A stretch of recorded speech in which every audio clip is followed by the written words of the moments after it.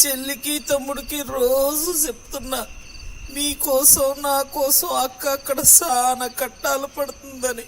బాగా చదువుకోవాలని చెప్పమ్మా. బాగా చదువుకోమని, లేకపోతే అక్కలాగా కష్టపడాలని చెప్పు. గొడ్డు సేకరి చేయాలని చెప్పు. దిక్కులేని బ్రతుకు బతకాలని చెప్పు.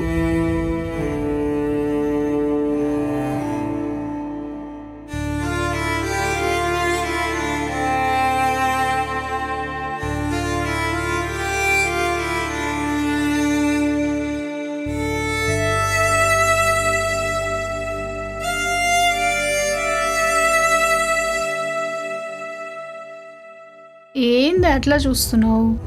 నా మాటలన్నీ విన్నావా? అవునక్క.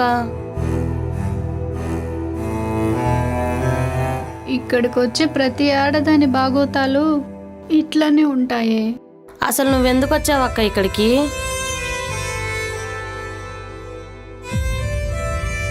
మా అయ్య అమ్మ పొలం పని చేసుకునేవాళ్ళు. పాతకాలం పల్లెటూరు మొద్దులు కదా. పొద్దునేమో పొలం పని, రాత్రి గట్టిగా పని చేసుకునేవాళ్ళు. పొలమని ముగ్గురిని కని పారేశారు. మా అయ్య మమ్మల్ని పోషించలేక పురుగుల మందు తాగి పైకి పోయాడు. కన్నాడు, పోయాడు, పనికి మాలినోడు. 3 సార్లు పేగు తెంచుకుంది నా తల్లి. ముగ్గురిని నెలలు మోసింది నా తల్లే. బయటికి వచ్చాక మమ్మల్ని మోయాల్సిందెవరు? నాన్న కదా. ఏదో కనీసమే బయటికి వచ్చాక కూడా నువ్వే మోసే అని చెప్పి పైకి పోయాడే నా పాపిష్టి నా అయ్యా. ఒక ఆడది ముగ్గురు నెట్ట పోషిస్తుంది. సినిమాల్లోనో పుస్తకాల్లోనో అయిద్ది గాని జీవితాల్లో అవుద్దా? తిండి పెట్టడానికి నాన్న సంకల్ నాకేదే నా తల్లి. ఏం చేస్తాం? తండ్రి వదిలేసినంత ఈజీగా తల్లి వదిలేలేదు కదనే బిడ్డల్ని.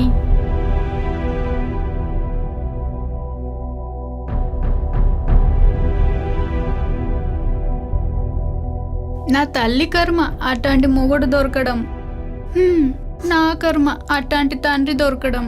అక్కో నీకు బాగా ఎక్కువైంది, పద పడుకుందాం. ఎల్లహే, రోజు ఏటో అబద్ధంగానే బతుకుతున్నాం. తాగినప్పుడన్నా నిజంగా బతకనివే. నాకు 10 ఏళ్ళు వచ్చాక అప్పుడు అర్థమైంది నా తల్లి చెమట తాగుతూ రక్తం తాగుతూ పెరుగుతున్నానని. డిసైడింగ్ అయిపోయాను, పనికి పోయి తమ్ముణ్ణి చెల్లిని బాగా చూసుకుందామని.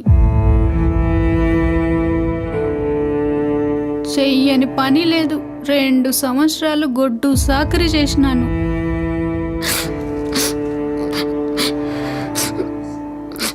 రెండు సంవత్సరాలు పని చెయ్యి, పక్కలోకి రా, పైసలు తీసుకో అని అన్నోడే కానీ పని చెయ్యి పైసలు తీసుకో అని ఒక్క నా కొడుకు అనలేదే నా జీవితంలో.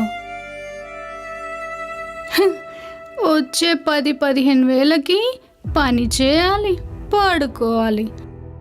దీనమ్మ ఏందిరా ఈ బతుకని ఆ దేవుడు కనపడితే గట్టిగా అడగాలనుందే. ఎప్పుడు అడగాలనుకున్నా ఆ దేవుడు కనపల్లా, నేను అడగల.